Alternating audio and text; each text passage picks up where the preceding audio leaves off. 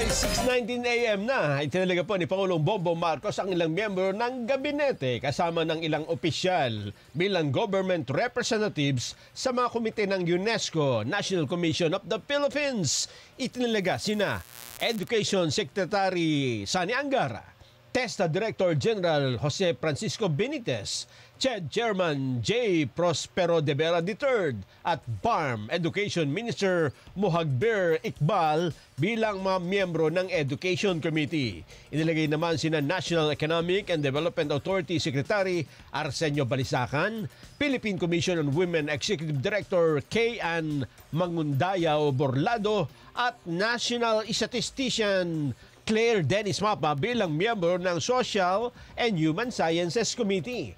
Magiging miyembro naman ng Culture Committee sina Tourism Secretary Cristina Prasco, Acting Trade Secretary Maria Cristina Roque, National Museum of the Philippines Director Jeremy Barnes at National Commission for Culture and the Arts Chairman Victorino Manalo. Italaga rin sina Environment Secretary Antonia Yulo Loizaga at Science Secretary Renato Solidum Jr. bilang miyembro ng Science and Technology Committee, habang sina Information and Communications Technology Secretary Ivan Jan Oy, Komisyon sa Wikang Pilipino Chairman Arthur Casanova at Alvin Culaba.